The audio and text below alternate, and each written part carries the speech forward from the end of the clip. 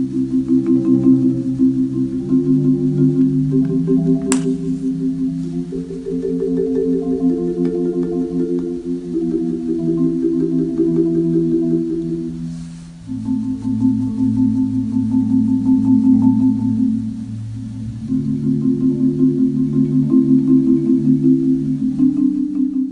name is Tommy Campbell, and I'm a member of the Aberdeen Holocaust Memorial Day Organising Committee. Holocaust Memorial Day takes place on the 27th of January each year, on the anniversary of the liberation of Auschwitz-Birkenau Nazi death camp.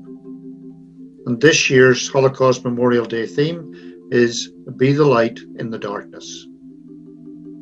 On Holocaust Memorial Day, we encourage everyone to remember the 6 million Jews and the millions of other people murdered by the Nazis during the Holocaust.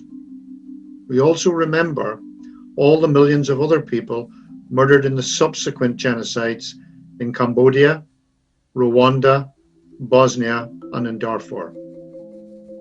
We remember all the victims of these genocides so that we can learn from the past in order to prevent such terrible atrocities from happening in the future.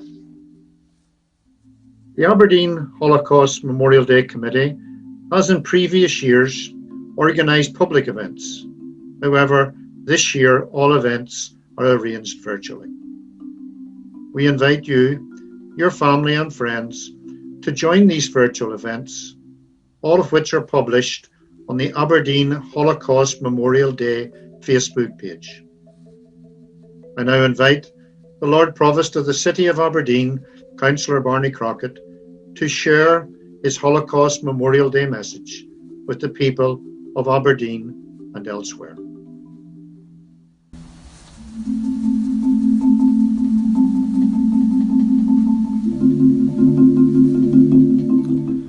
In recent decades, quite rightly, the city has taken great pride in what it does to mark Holocaust Memorial Day. In sombre recognition of terrible facts throughout the world, we have marked it, I hope, in the right way. But we also should remember our own memories that are linked to the Holocaust. And I take great pride in what one of my predecessors did in this regard. Perhaps the most prominent Lord Provost in the last century is Lord Provost Tommy Mitchell. But the very first thing he did when he was elected in November 1938 was say that he wanted to do something about the plight of Jewish people in Germany. And within a few weeks, he had organised a meeting in the music hall to try and get help for people to leave Germany and Austria and come to this area for protection, what was then known as the Kindertransport scheme. And he managed to get convinced bids of help from the various organisations in this city, from Aberdeen University, from the Incorporated Trades, from the Trades Council, and from Lady Aberdeen at Haddo House. And they undertook to provide care for children who might get here under the auspices of Kindertransport. And one of the amazing things is we don't have very much legacy of that, because most of these young people would go home or go elsewhere. But we know that many came. We know, for example, that Lady Aberdeen vouched for, I think, 90 children to come, and similarly the other organisations I mentioned took their share. So it's something that we can take great pride in. One of the young people was met, we know from her obituary, at Aberdeen Joint Station by the uniformed chauffeur of one of Aberdeen's richest men, who took her to his home, where eventually she would meet Winston Churchill and, as she's told us, preside at his breakfast before he became a freeman of the city. So we shouldn't forget these things. What is moving to me is the meeting is very well recorded, the meeting at the music hall, and everyone is named except the two representatives of the Hebrew congregation. And it's fairly obvious that they were not named in case of victimisation that might come in the future. But they played a huge role along with the other civic organisations of this city, and it's something that we should remember while paying tribute to the many, many victims of the Holocaust of different types that have happened. So I hope that all goes well for Holocaust Memorial, and we remember everyone who made their contribution. Thank you very much.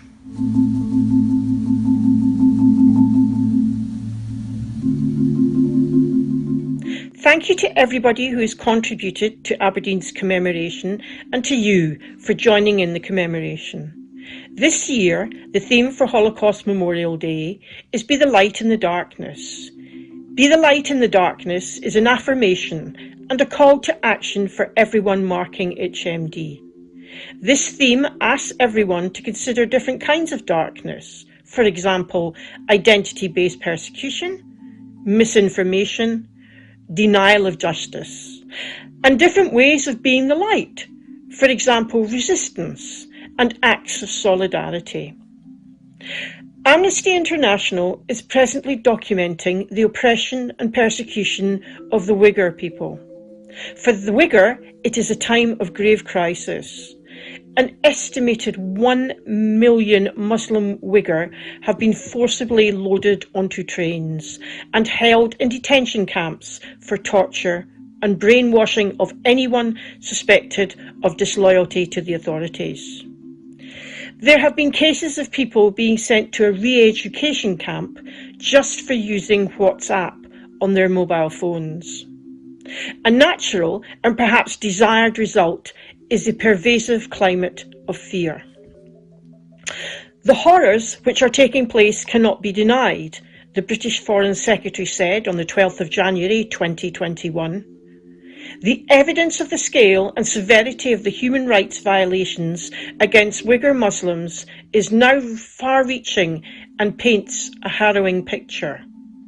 He continues, "We are not willing to stand aside and do nothing as millions of people are herded into concentration camps, as people, stigmatized for their ethnicity and religion, are made to do forced labor, as women are forcibly sterilized, as children are removed from their parents. We have seen this before. We know exactly where it can lead." Be a light in the darkness. Research what is happening to the Uyghur and join the rising number of people fighting to ensure that we do not allow another genocide to take place in our lifetime. Thank you.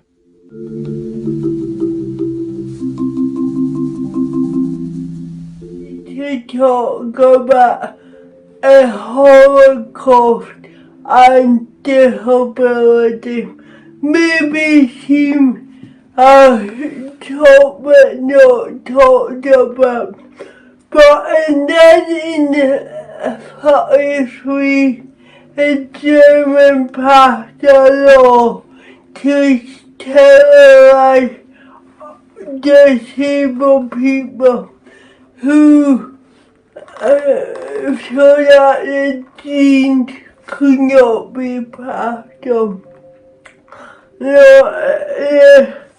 They were somewhat wanting to be a master race. In 2015, I had the opportunity to go to Auschwitz, and what I discovered as I walked towards Auschwitz, how cold it was. It had been a lovely day, but I had walked round Auschwitz.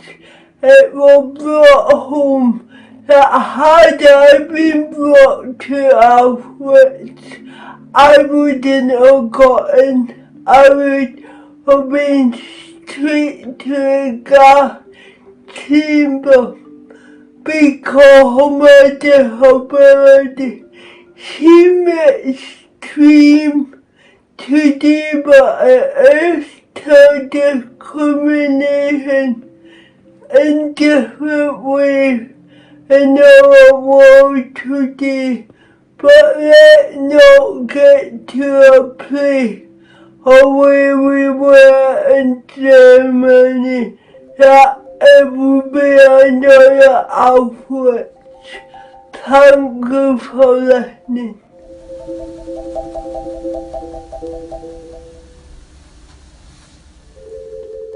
At the cut edge of a chain of circumstance in a prison yard, here a man risks death by a beating to pick a daisy for his cellmate who cannot walk.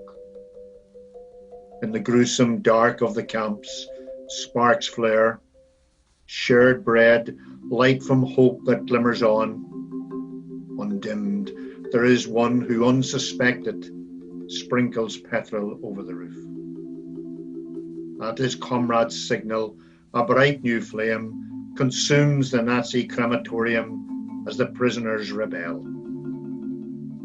The dead call us in harsh voices. Listen, buried tales tell of what we strove to do. Men, children, women, to save each other and the peoples of the world, including you.